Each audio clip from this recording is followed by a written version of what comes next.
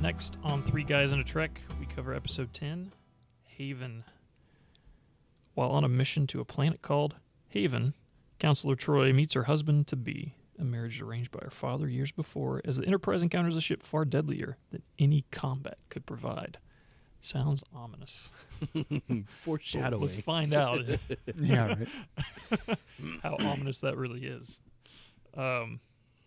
So, this is Three Guys in a Trek, slow, casual trek through Next Generation. I'm Matt. I've never seen the series before.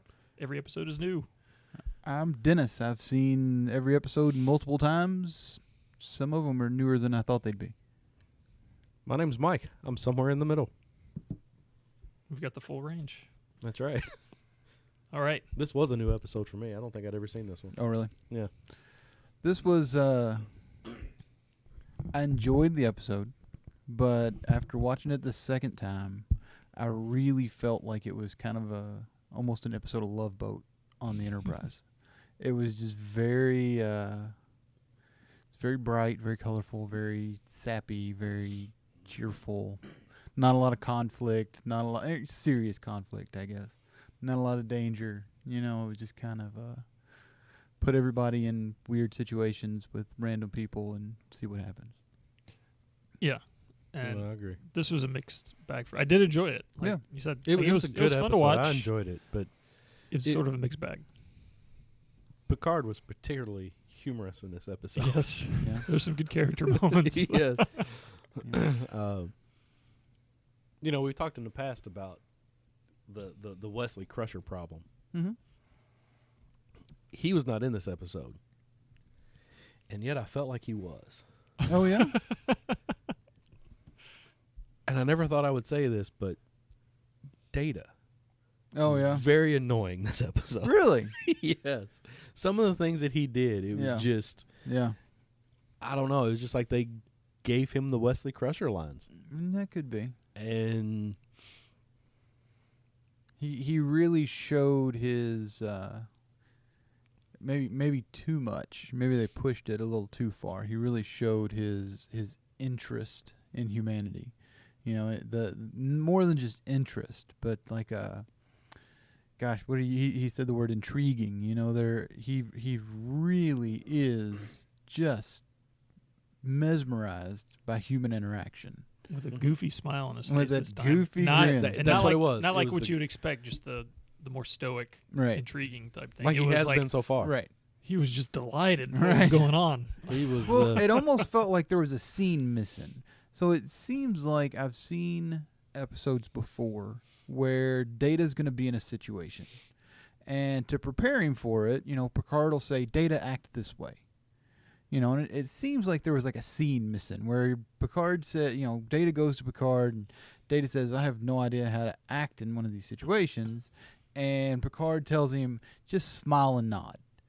You know what I mean? And he goes into the party and he just smiles the whole time. And it really feels like that's what happened. You know, kind of a headcanon kind of a thing. But I don't know. I enjoyed it. I was thought just- Data was... maybe without that scene is what the problem was. With that scene, it might have been okay, but it was just a little bit jarring. It was just so different than he's ever acted up to this point. And it was the more childlike Data. Right. Like overly Right. childlike Very, Data. very Pinocchio. Yes. Amazed with the world. Mm-hmm. Please keep bickering Yeah. type of thing. Yeah. And honestly, I didn't mind it. He said to me this episode was kind of a world building episode. This right? was Yeah. kind of a fluff Right. episode. You know, you Yeah, learn I mean, you it was- learn about betazoids, you learn about their culture, you learn, you know, you learn humans are about their still naked around, weddings. learn about their naked weddings. You learn about the Torellians, you know, this other culture Mhm. that's been, you know, everybody thought was extinct, but it, like I said, it kind of widens things a Mhm. little bit.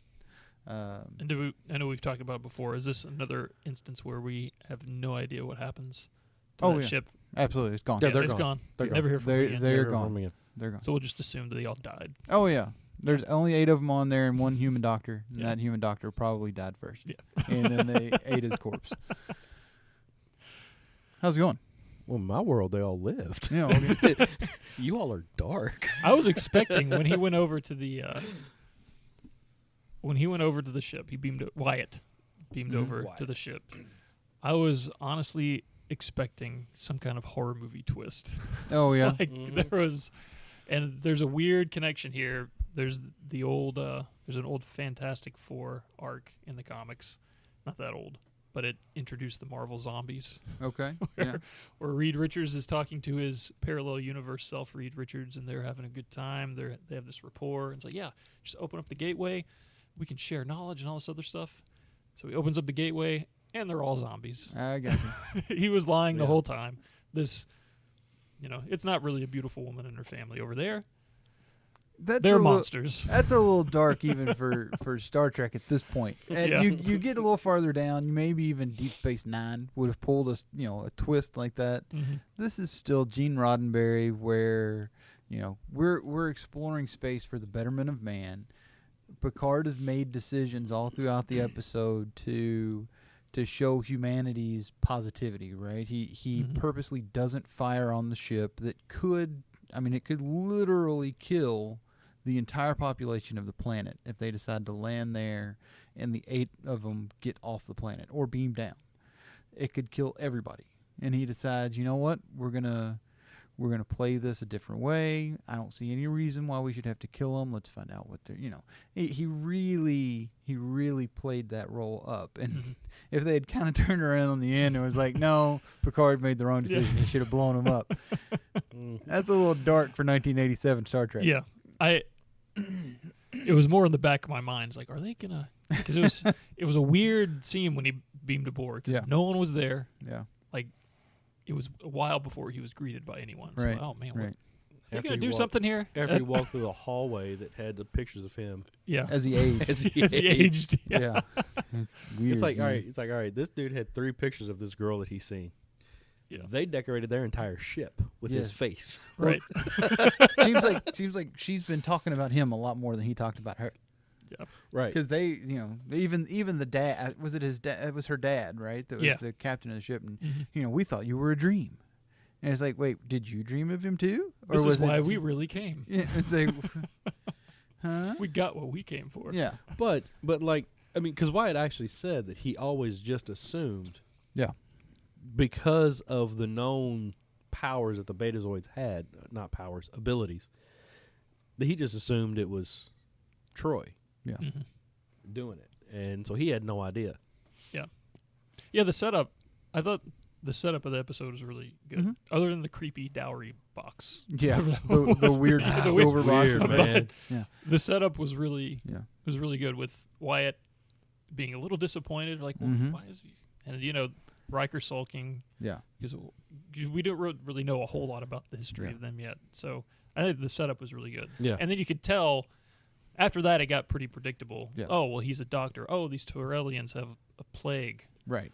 Oh, gee, I wonder who's on the ship. Yeah, right. So apparently this was supposed to be the 3rd episode. This was filmed to be the 3rd episode.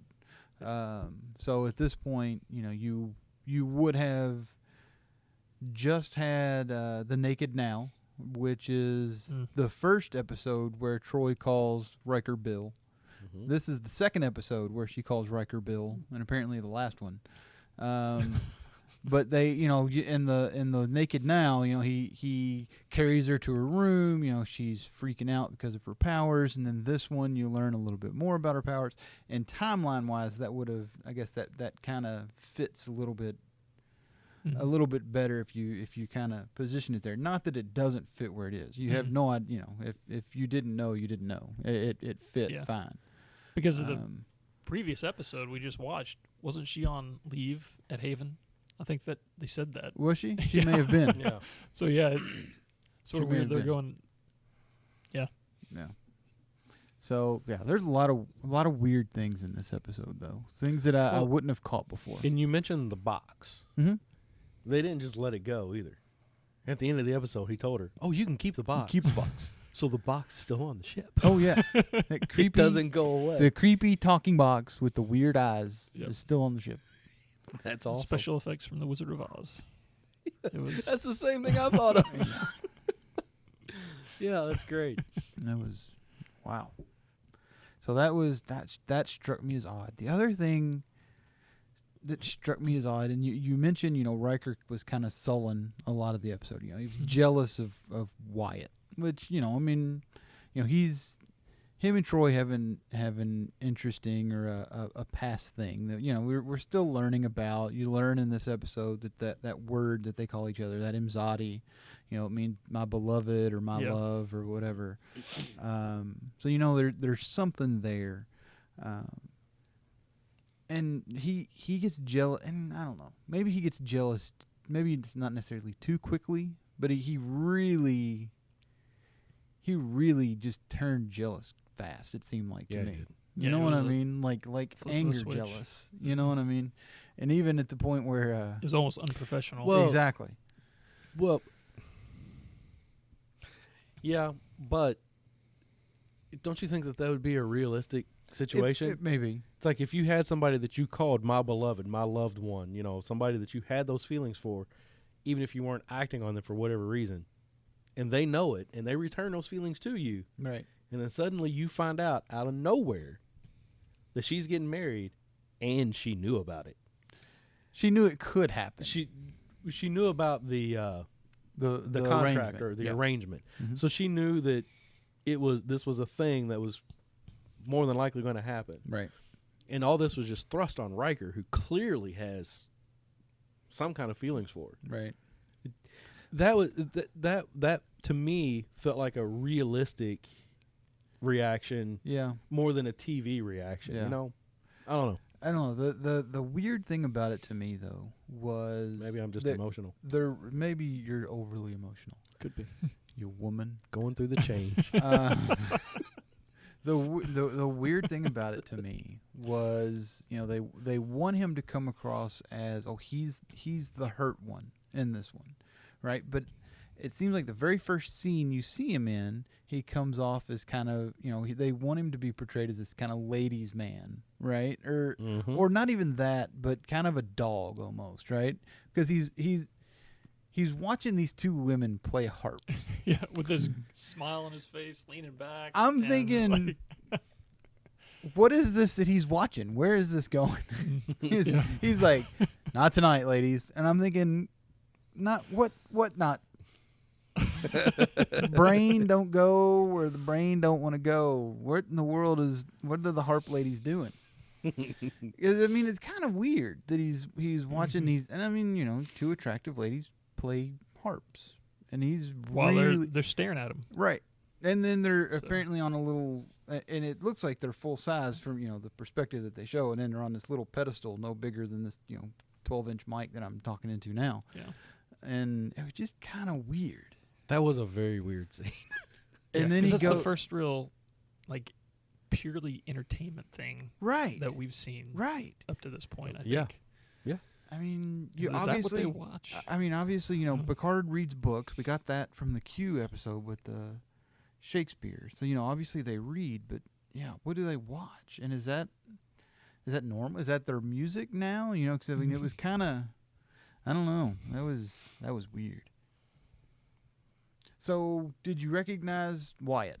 Yes. Wyatt was in. He was very familiar. He's been in a lot of stuff. Instantly. Oh yeah, you should have placed him very quickly. All right. So, what did you recognize him from? Zombie. Oh, really? Yes. Okay. Matt's got it now. That's him. Okay. Yep. I had because as soon as he came on and he had this look on his face, he did this expression where he licked his lips as he was getting ready to talk, and I went, I think I know where I know this guy from, and I paused it and I looked it up and said, "Yep, that's him." Yeah. Robert Nepper. Yeah. Unfortunate name. Yes, it is. But I recognized him. To me, he'll always be the bad guy in Heroes. He was the guy who was in charge of the circus in Heroes. Do you remember? Really? I never watched past the first season. I don't think, he was in about. I never watched Heroes. That's another show we could do. There you go. No. He was in. Gosh, he was probably in almost 24 episodes of Heroes. Okay. And he was basically he's collecting people with powers. He's the brother of a former ringleader of a circus, and everybody in this circus, they've all got these heroes. They've all got powers, and he's kind of collecting heroes to have them join his circus, and they move from place to place to place. And it turns out that he had killed his brother, and his brother was a healer, so he wants the cheerleader to join, and then he wants Siler to join, and he's bringing all these people in. He's even got what's his name, Darth Maul. I don't know who you're talking about. The actor Ray Park. Oh, Ray Park. Okay. Ray Park gotcha. is one of the circus people. It's like, well, Heroes was a lot more interesting than I thought. This was before Darth Maul could change things. Yeah. This was before it got really bad. Okay. I mean, not that it was really good after the first season, but before it really started racing downhill was this. Okay. This bit. And said he was a pretty good villain in that one, and that's where I picked him up from there. Yeah, so he was young in this Oh episode. man, He was very young. Yeah. With the feathered hair. yeah. It was good, It was though. awesome. He was a pretty good character, I thought. Yeah, he didn't. What was nice about him is he didn't have any ulterior motives. Yeah. So many characters show up. He wasn't a jerk. Like, Right. That wasn't the conflict. I was expecting the conflict of the episode. Was like, man, Deanna's betrothed to this moron. Right. But the best part about it was we were told specifically that there was something about him. Yes. So we're all expecting, like you said, you expect him to be a moron. We all expected something bad out of this kid. Right. Mm-hmm. Because Troy's mom says he's deeper than you think. He could be interesting or something along those lines. And so we're alerted to that. And it's funny that all three of us immediately went, oh, great, he's a jerk. He's a jerk. He's going to be horrible. But no, he turned out to be, what was interesting about him was he was, as far as this episode went, absolutely pure. I mean, he had a good heart. He had no other motive. Every interaction he had, he was a positive in that interaction. Whether it was talking to Troi, when she told him she was in love with Riker. Although he did deliver one of the best lines in the show. Uh-oh. When he walked into the room where Riker and Troi were talking.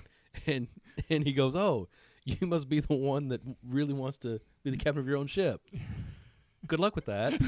Good luck with those ambitions. Yeah. And he goes on and talks to Troi. Like, you made your choice. Like you said, coming from me or coming from you, that you're saying it with a bit of sarcasm. It's like, absolutely. Good luck with those ambitions. But I think he was genuine about it. He probably was, but it was just, and maybe that was me putting my sarcasm on that line, but it was wonderful. Right?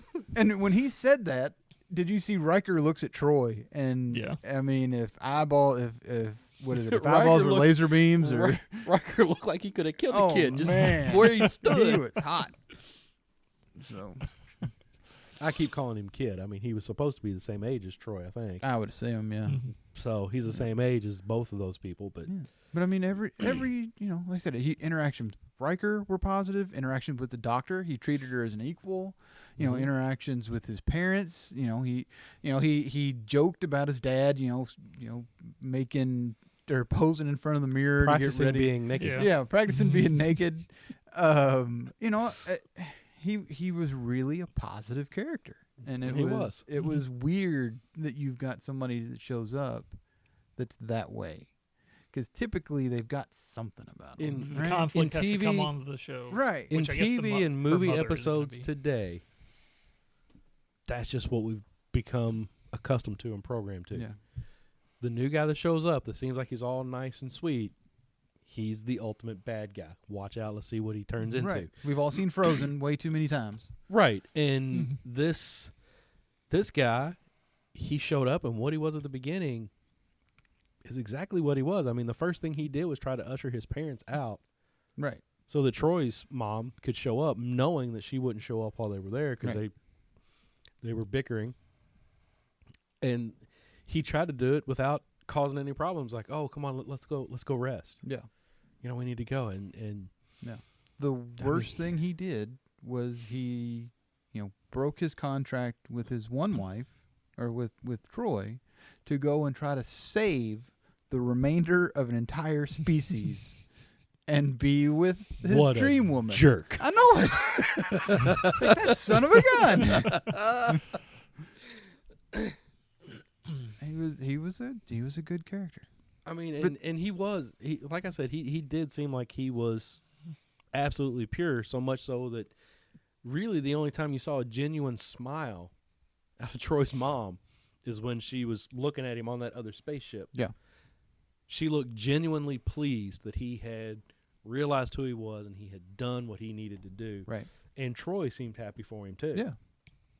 Not so much so that Troi wanted to get out of the marriage. Right. She did, but she was going to go through with it because it's what she needed to do. Right. And it wasn't like she was happy she was getting out of the marriage. It was more she was happy that he found where he needed to be and what he needed to do. Yeah.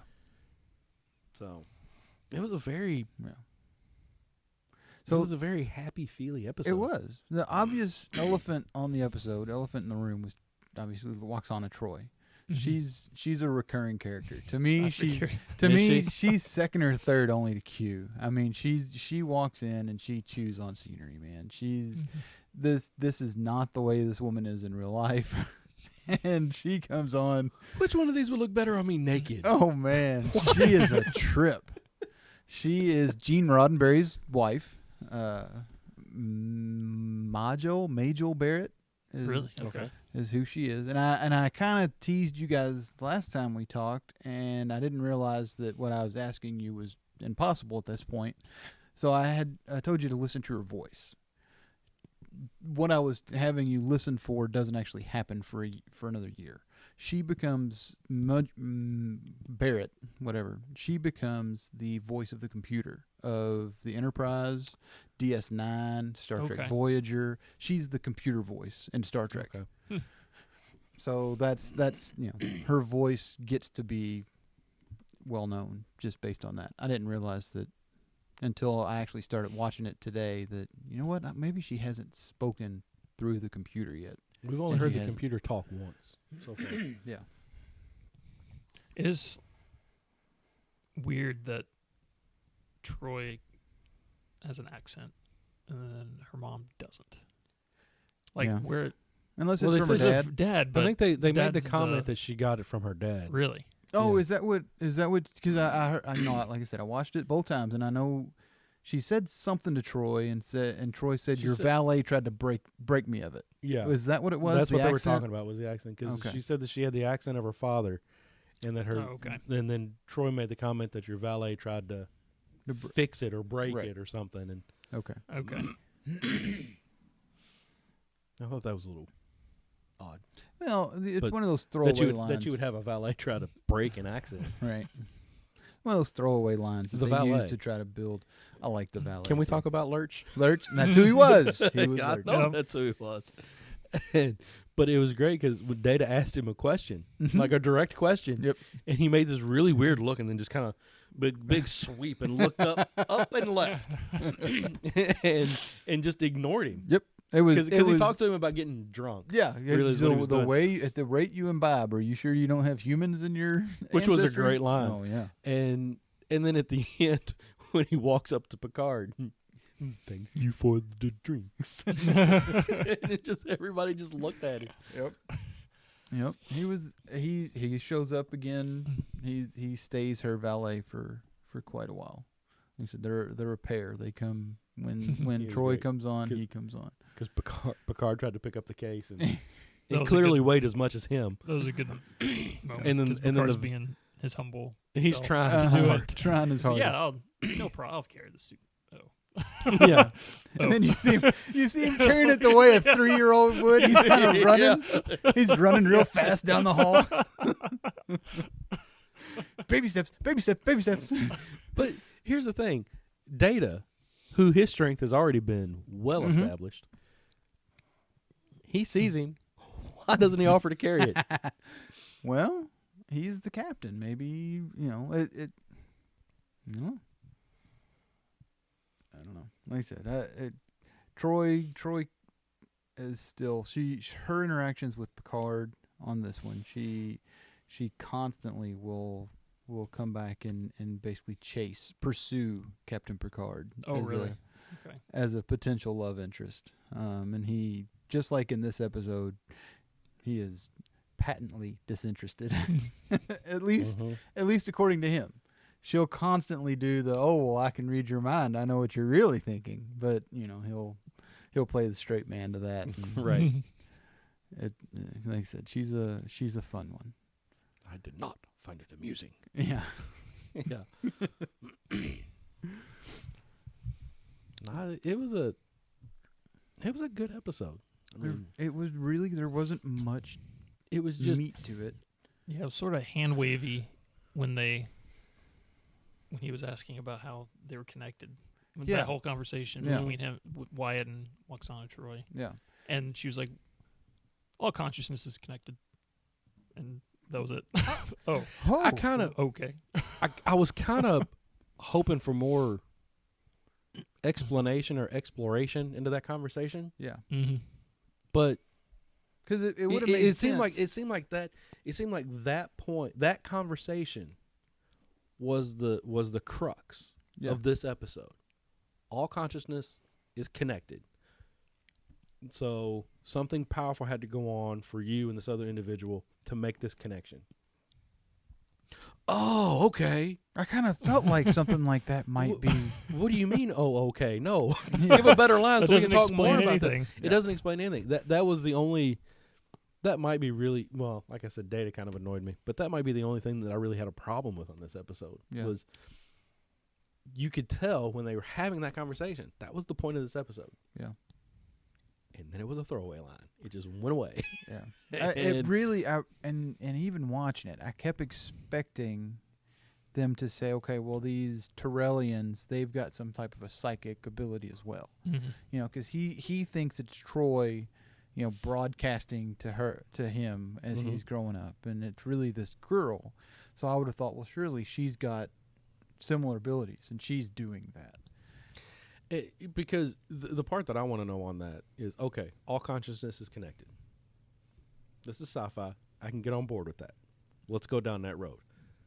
All consciousness is connected. That does not explain how 1/8 of a species found Wyatt and Wyatt found her. Mm-hmm. I mean... Because there's a been deep, it should have been a destiny story. There should have been something there, right? And it just because who knows how long they've been traveling at subwarp, so who knows how long they've been traveling at that speed to reach that planet at that exact time.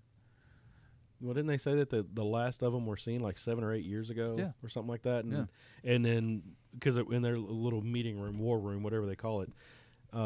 They said, well, if they're traveling at that speed from where this all took place, it could have taken them that long to get here. Yeah. And, okay. Yeah. I can buy that too. But, yeah. Just for all of the pieces. Well, and even then. So, how old would we say that Wyatt and Ariana are right now? They're mid-20s? Early 20s? Yeah. So 8 years puts them at 12? I would have thought that they were even younger than that. At least by the way that, I don't know, maybe not. Maybe that was. Maybe they were still traveling before that because the last sighting was still Wanderers. Yeah, I guess. Right. Oh yeah, I guess it could have been just different. It could be phases in the journey. But it could be. But it was a sort of surface level treatment of what seemed to be the core of the episode, like the mystery of the episode. How did they get connected? How did they get connected? How come Wyatt didn't know anything? Right, and she knew his name. And she knew not only his name, but when and where he would be. Yeah. Mm-hmm. Well, she told him, she said, oh, well, you came just like you said you would. So obviously there was some type of communication back. Yeah. That's why I thought there's going to be some kind of horror demon thing, because it was making there's those inequality of communication and all this other stuff that was it almost very seemed strange. Like it almost seemed like he was being lured. Yeah, lured into it. That's Yeah, I don't know. It was. You're right. It really did leave something missing there. You know, for being that was the only part. I mean, I can get on board with the rest of the episode. This was, and you know me, I've said it many times. I'm the monster of the week guy, but this was just an entertaining episode. Yeah. I mean, I've got nothing to say bad about this. And there was no monster of the week. There was a threat of a virus that could wipe out a planet. Right. But like Matt said, as soon as you realize that that's what that is, and that this pure gold kid over here is a doctor. Okay, I see where this is going. Dr. Goody Goody's going to save the day. Yeah, here we go. Yep. All we got to do now is see how we get there. Yep. And but I did like the. It almost seemed like it was spaced out. Where it was like almost after every commercial break in the second half of the episode, where they get a call from the planet. You have to blow them up. Yeah. Please blow them up. Yeah. Lack of communication is hostility, is what they said on the planet. Yes. Yeah, that was great. That seems Aggressive. aggressive. Failure to communicate is hostile. That's what the exact words. Yeah. Fascist. I don't know. What do you call that? There's bound to be an ism for that. Mm-hmm. Which I guess from a Betazoid perspective. Well, they're not all Betazoid though on that planet. Haven isn't a planet because Betazoids come from Beta Z, right? Right. Mm-hmm. So that's not it's a planet. Haven is its own planet. Okay. They were just there. That's where the wedding was going to be held. Mm-hmm. You know, it was a peaceful, what they call it, a world of where people could go for rest, right, and healing, almost like a spiritual healing kind of thing. There was a lot of coincidence, unexplained coincidence in this, because the Enterprise was there because they were on a mission. Well, yeah, and that's what we don't know. You read the That's thing what that it said a said. mission, but Yeah. he went at the start of it. He says we're here for leave. He says, a lot of people, that are Mm-hmm. that's what his opening line are. We're here for leave. It's But clearly, when the box showed up, Troi didn't know it was going to be there. Yeah, no. So it's not like she said, "Oh, we have to go to Haven because my mom called and said I'm getting married now." That's true. So that again, that's an unexplained coincidence. And Right. and her mom did say, "I tried to hide, but he tracked me down." Yeah. Again, another throwaway line, but Right. she did say that. So she was trying to keep this from happening, but this guy found her, and But we don't know. One thing that we don't know is we don't know what type of time period was between the time that they got the box and the time that the Millers and Troi beamed on board. It could have easily been weeks. It could have been that this thing was waiting at Haven. Troi gets there, she gets it, and then that's because I like you said, it'd be too coincidental for the Millers and Troy's mom to be waiting there when the ship just happens to come. You know what I mean? yeah. Oh no, I know. It seems like they would have had to been called in, and then okay, let's do this thing. Yeah. I don't know. There was a lot of unexplained coincidence. Right. But no, I agree. But There's another. I found it funny when Troy's mom. She was listing her titles. yeah. Like she had 3 titles. It's like the Khaleesi from Right. Game of Thrones. Like 3 different long titles. Uh-huh. That are That are literally just meaningless. meaningless strings of Mhm. words that sound impressive. Absolutely. But it wasn't the string of titles as much as it was the short phrase after, where she was kind of out of breath from saying all of her titles, and she looked at her and goes, "Who are you?" Who are you? Like, that's who I am. What you got? And yeah, that was. She plays overbearing very well. At sometimes though, I felt like she the persona she plays, Troi herself, the character, it isn't as much intending to be overbearing for anybody other than Troi. She comes off of the teleporter or transporter, and she's trying to get Troi to talk to her telepathically, and Troi won't do it. So Loxana just starts talking, and she doesn't stop talking until Picard holds his hand up, and then she pauses, and then she keeps right on going. And the only time she stops is when Troi starts talking to her telepathically. Troi says something. It's like, okay, that's enough. And she's like, oh, you can still do this. Okay, then. And then she turns around and she's silent. She says nothing else. Yeah. And it's like, okay, Yeah. is she really that overbearing for everybody, or does she not care how overbearing she comes across to everybody else because she's trying to prove a point to her daughter? You know what I mean? Mm. It's just kind of a I really felt like she was Yeah. just trying to prove a point to her daughter. Yeah, now that you say it that way. Because everything she did things that she would push the buttons for Troi. Yeah, and at the dinner, I think she was pushing buttons for the old lady. That's true. That's true. She kind of thought about. You could see her thinking about something, and it popped in her head, and she's like, "Do you like pets?" And then her weird little plant bug thing. Wherever that came from, I don't know. But yeah, no, yeah, the dinner was a whole special scene all to itself. Lurch dinging the bell every couple minutes.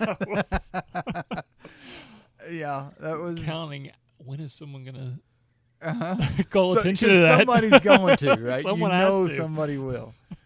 And then, and like you said, you watch Data, and Picard put the pin on it when he said, "You're circling like a buzzard," because he was. The kid Wyatt starts talking, and Data's just standing right there, and he's kind of leaning over his shoulder, just kind of watching. And he makes his way around, and he's just watching. Mm-hmm. And he's just so interested in what's going on, and Picard finally has to calm him down. It's like, Data, seriously. I don't know. And I think that's where I am on. I think I agree with Picard in that situation. It's like, Data, that's too much. Yeah. It's like you got to back down just a hair. It's like, okay, granted, this is the first purely social interaction we've seen you have anything to do with. Right.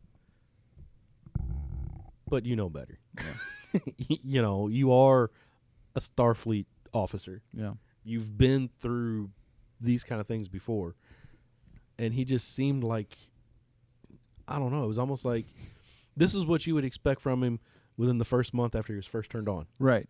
Right. Like you said, this is Pinocchio after he just got, he was a wooden boy at first. He just woke up. He's this is not what you would expect. Hey, these are hands. That's a foot. You know. Even I think even if this was the third episode, is that what you said? The third episode, it would have stuck out as odd to me. Yeah. Because by this point, we know he's been through the academy. Right. He was programmed to go through the academy and to learn. And it just seems like it is a part of military training to learn how to handle social situations. Right. Right. You know, because that's one of the things I remember from, of course, it was just ROTC. It was a high school course. But they gave us part of a handbook, and what we had to do is we had to learn how to go through a formal dinner, how to set the table, where the forks went, where the spoons went, what they were for, and everything. Now, granted, in Star Trek world, they could have taken that out, but this is all based on humans, exploring. You would think that would... It's mainly a diplomatic ship, too. Exactly. It's a diplomatic ship. Yeah, he should know how to handle himself in these situations. And it just seemed like he was a kid in a candy store, man. He had no idea what to do. Yeah. And yeah. I was surprised Worf wasn't there. I didn't... he was missing. He was completely missing. Like you said, Wesley Crusher was missing completely. So this is one of only 2 episodes that didn't have Worf in it. The other one was, we've already seen it, the one where the Code of Honor. Right. Where they went to the planet and it was the tribal. Right. He would have ripped that place apart. Right? You would think so. So he was notable for just for not being there. Yeah. And the weird thing is I can remember an interaction between him and either Riker or Picard and Loxana Troi, and I was expecting it in this episode because they talk about how the guests at the wedding are naked. Mm-hmm. And Worf is like, warriors do not get naked. And either Riker or Picard look at him and goes, come on, a strapping lad like you can't be embarrassed by that. And I didn't get the line, but I know it's coming. So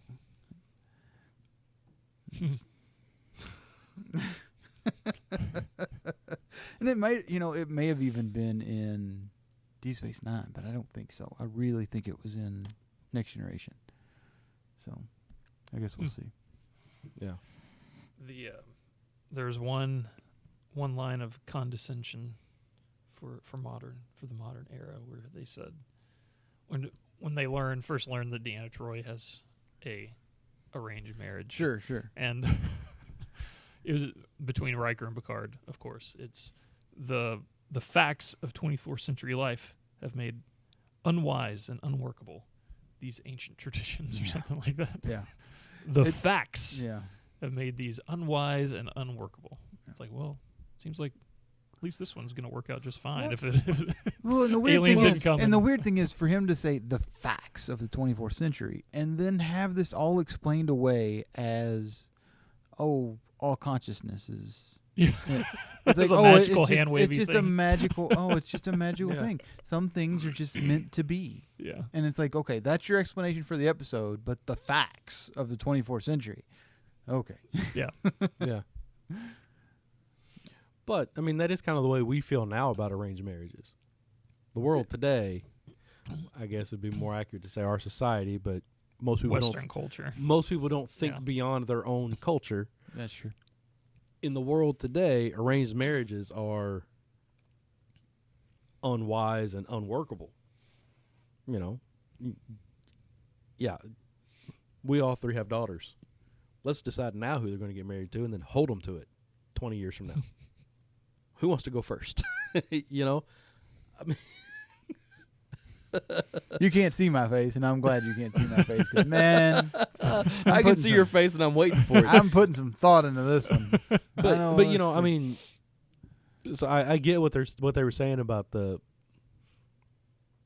arranged marriage, but yeah, I did notice that kind of were they talking about arranged marriages or marriage? You know, it is kind of to go along with what you were saying. Yeah. You know, the facts of 24th century. I really think it was marriage. You know, I really think it was the idea of the arranged marriage. Well, but the one reason that I go towards marriage in general is because of Riker's attitude. Right. Well, I mean, I love you. I love you very much more than anything else in this world, except for being a captain, which means I can't be married. Well, and I mean that, and honestly, there's some validation there. So validation that could be valid. There are some careers where if you want to excel in your career, sometimes you have to give up some personal life to do that. And it wouldn't necessarily be fair to somebody like Troi who may be looking for marriage or you know, to settle them with a marriage where he's not there 100%, where he's you know what I'm saying? No, I know what you're saying, but I'm going along with what Matt was saying about kind of a dig at today's society and saying that, you know, if they are talking about marriage in general being unwise and unworkable, that's not based on what your career is. That is a fact of the 24th century that marriage is unwise and unworkable. And again, I'm not saying that's what they were saying. It could have either been marriage in general or an arranged marriage. Right. If it was marriage in general, that's not just based on what career you want to go into. If that's, you know, because that's what it made it sound like Riker was doing. But if marriage in general is unwise and unworkable, then that's a whole other discussion. Right. But I don't have any real ground to stand on to say that's what they were talking about. Right. Because this was an arranged marriage specifically that they were doing. Yeah. Yeah, I think it was so, probably talking about some kind of arranged. Yeah. Arranged. Oh, I do too. But I mean, taking away the sovereign choice of the individual type of thing. Right. Right.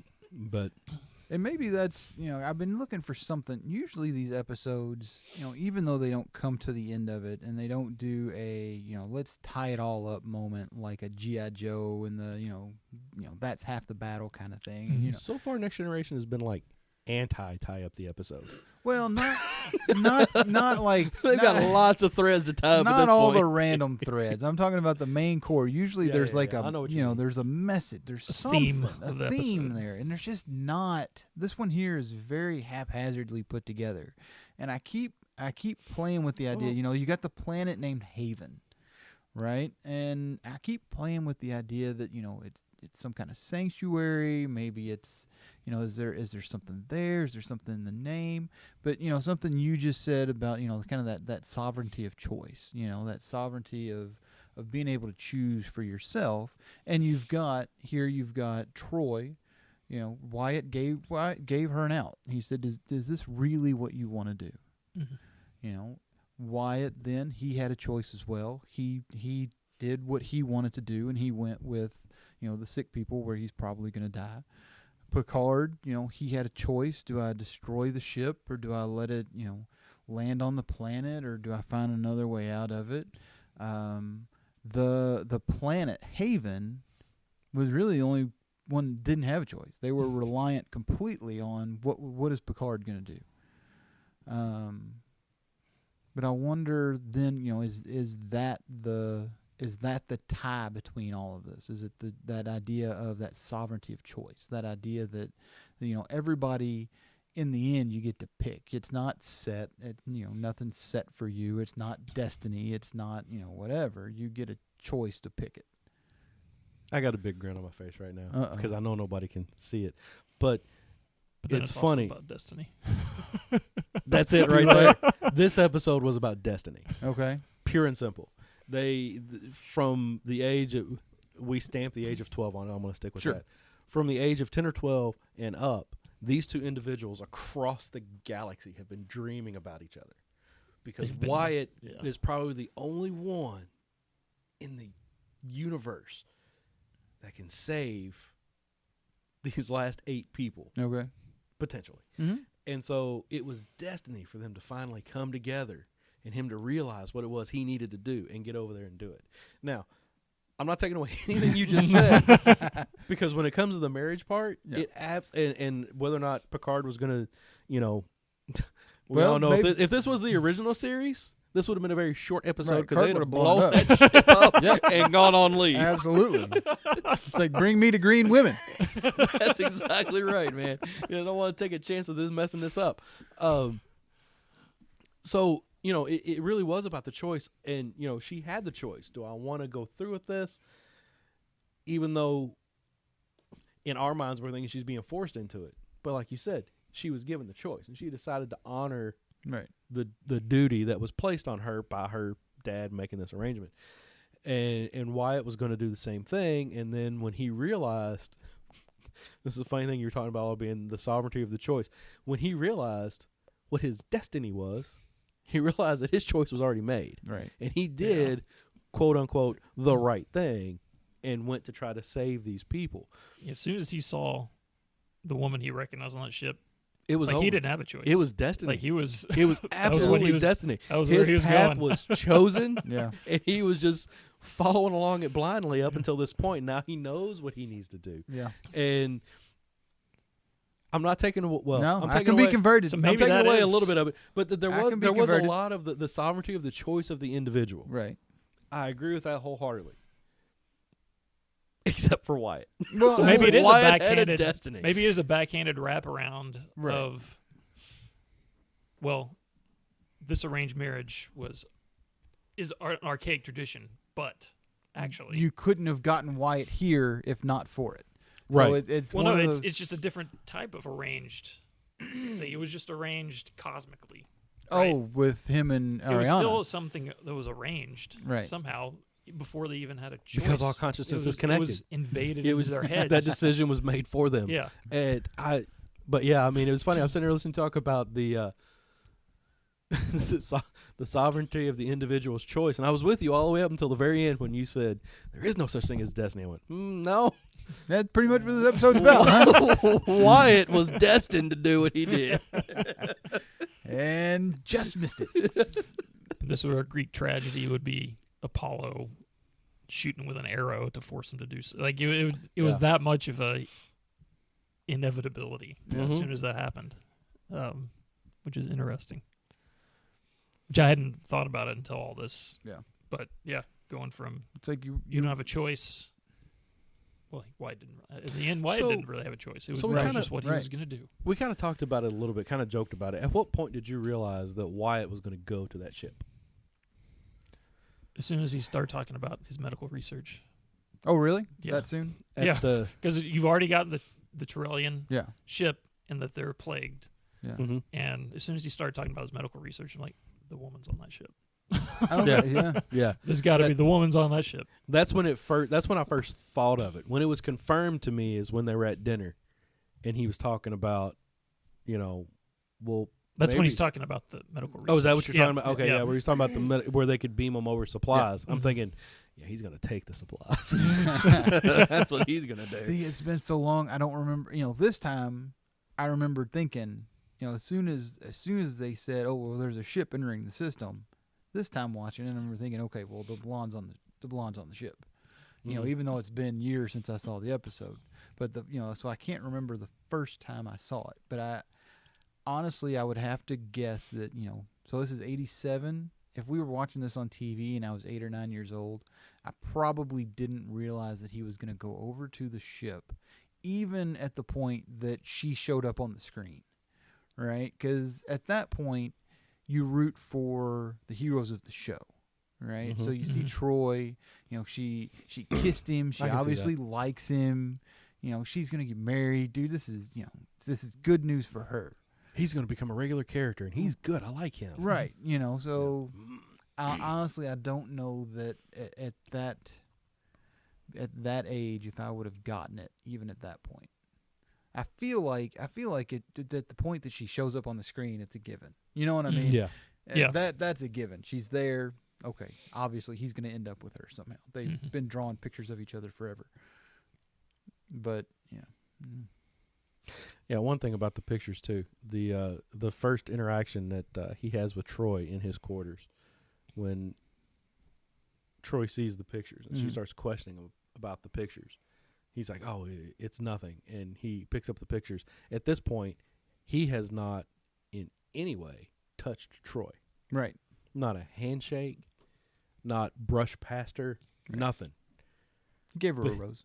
He gave her a rose, but he is hugging the life out of those pictures. He really has a tight for the squeeze. rest of that scene, man. Even when he goes onto the bridge, he's holding them the same way. Yeah, he holds them like both arms. Like, you asked me to bring these here. You're not getting them out of my arms. Right. It's like, why do you need these? Yeah. Kind of very protective, kind of. More and more of these details just make me keep going back. It's just like an oracle from Apollo that sets everything in motion. Yeah. And it's just like one of those Greek or Aphrodite zaps someone with love and it leads to something else. It's just once it's going, man, you can't stop it. And I did like how the fact that another thing I would have liked a little bit more explanation on was the rose. Now that you mentioned it, I'm glad you mentioned it.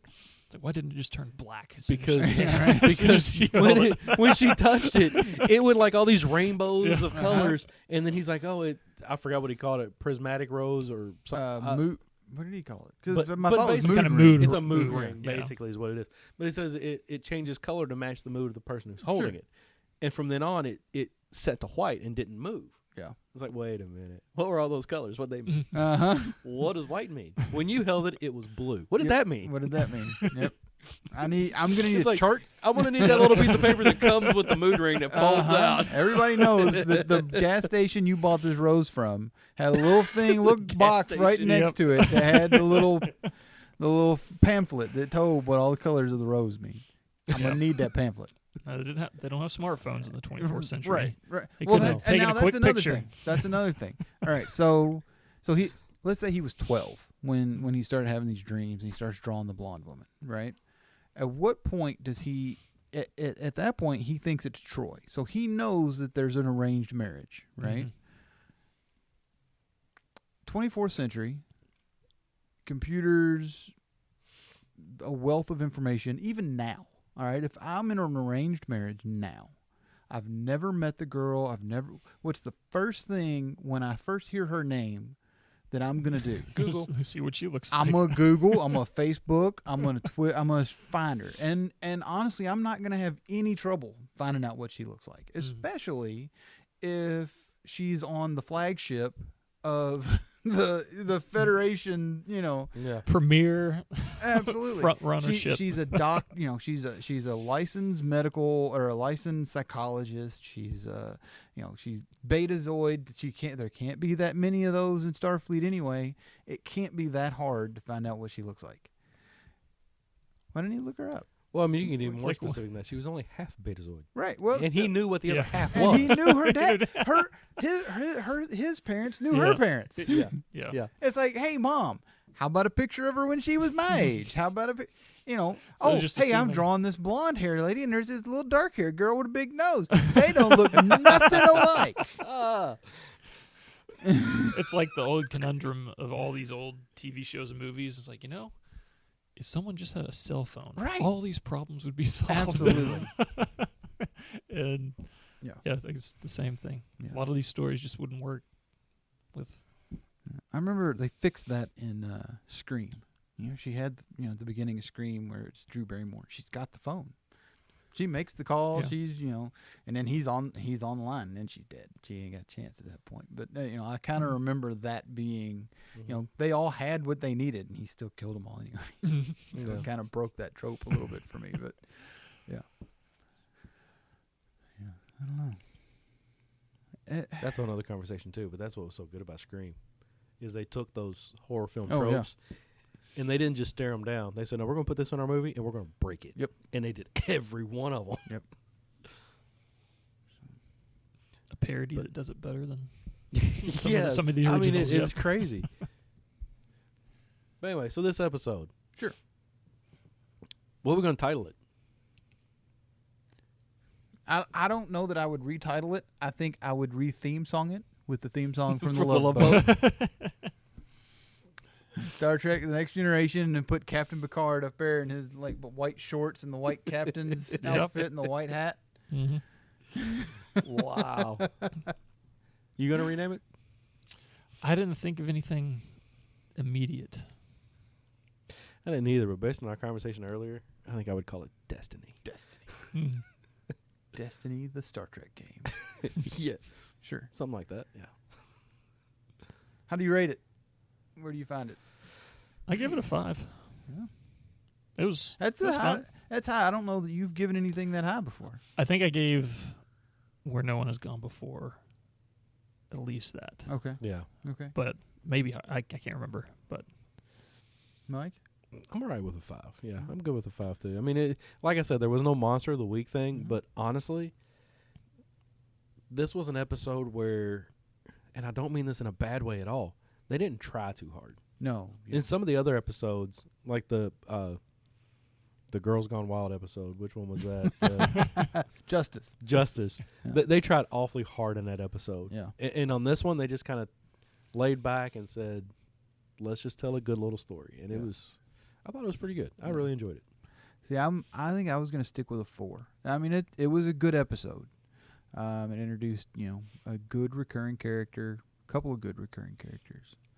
But it was kind of a fluff for me. It was, it was decent, but it was kind of a fluff piece. Yeah, it's not anything that bears any kind of scrutiny or analysis. It was just a right. Although there's nothing wrong with the Love Boat. We analyzed the heck out of it, man. Yeah, I mean, but for some of the other episodes we've had that have been a little bit heavier, Justice, and a couple of these other ones have been a little bit heavier. Maybe that's why I like this one as much. Oh, yeah. Is because this one gives you a chance to catch your breath. Yeah, and you still learn about people. Me and Andrea talk about that a lot with Deep Space, and when we were watching Deep Space Nine and Voyager, is you would have heavy episode, and every once in a while they throw in a silly, everybody on Deep Space Nine is going back to the original series, and we're gonna dress them all in gold and blue like Kirk and Spock. You know what I mean? It's just here's the tribbles, and here's Worf with a tribble. Ha! Look at that, isn't that funny? And you have those kind of fluff episodes, like you said. Here, catch your breath. Take a, we've hit you with Justice. We've hit you with, we've given Riker godlike powers and smacked him down from it. And, okay, so here, let's take a breath. Think about, you got Troi, you got the young guy. Hey, you look at Troy's mom and these old people. Oh, they're all going to be naked together. Isn't that funny? And then, let's move on. Yeah. But no, meet the parents. Meet the parents. Yeah, no, I thought it was a good episode because of that. Yeah, I did. But I'll give you that. I mean, because honestly, that's what burned me out on Game of Thrones. I still haven't finished Game of Thrones. Yeah. As far as I know, Jon Snow just died. There you go. Spoilers. Yeah, spoilers. And don't get me wrong. I know what happens, but it was heavy episode after heavy episode. Yeah. All season long, every season, and it just... Yeah. There's no hope in that episode. In that series, there's not much hope at all. It beat me down, and I just got tired of watching it. Now, I did I was one of the ones that every Monday would go and read and say, okay, Yeah. scroll through and get the highlights of what happened. And I did keep up with it, so I know what happens. Yeah. But I just couldn't deal with all the extra stuff. Yeah. And It's I think bad. if they would have had one episode like this, Yeah. a season, where it's like, I don't know how you do it in that series, though. Well, But you just have an episode where it's just like, all right, let's take a step back. Let's get to know some people. Let's have some fun. All right, next week, let's get back into it. I feel like their levity, and it's bad that you look for the places you find levity are the Hound and Braun the sellsword. Yep. You know what I mean? Yeah. Those are your moments because they've got these one-liners that just backhand whoever they're standing around at the time. Mm-hmm. And it's always funny. They were good characters throughout, but those are like you said, those are when you find your levity, and it's like you said, it was a hard show. Mm-hmm. But quite a bit of it. And don't get me wrong, I'm not trying to say the next generation was anywhere near that, but I'm thinking, can you imagine for 1987, some of the episodes that they just went through were as close to that as you could get on TV at the time that this show was on TV. Right. Its day and time slot. Yeah. And so they just threw in a nice little episode to catch your breath. And, I mean, they really didn't slow down from letting you get to know people. Yeah. Next episode is pretty fun, too. It's not the next episode, there's more danger, at least, in the next one. There's more danger to it. If it's not as serious as, Q or being judged by an entire planet, for stomping on the flowers, if it's not as heavy as that, there's a little bit of danger to it, but it introduces another. It's hard to call him a character, I guess. Matt would recognize him from First Contact, the Dixon Hill character of Captain Picard, where he goes into the holodeck and he plays this, 1930s kind of a private investigator and on the holodeck. But yeah, that it kind of introduces that, and that's a recurring. Dixon Hill shows up quite a bit throughout the series going on. Okay, so, but it'd be a good one. Yeah. So before we sign off, have you all seen the Picard trailer? I have. I'm excited. Yeah. I think we're gonna cancel Hulu, and I think we're gonna get CBS All Access. I want to watch the current Star Trek series. I can't even think of what it's called right now. Discovery. There you go. Destiny. Star Trek Destiny. It's about this kid who saving 8 aliens with fantastic hair. Man, dude had some hair. I'm jealous of some hair out of Stranger Things, man. It really is. Steve kind of no, I did. I was excited to see Data, or B4 probably, and I was surprised and excited to see 7 of 9 show up there at the end of the trailer. I think it'll be a fun watch. Yeah. It almost seems like they're going for a Serenity, Firefly type vibe. Yeah. It's not Starfleet. He's, building a crew, ragtag. All the way down to the girl who's a weapon and might be the key to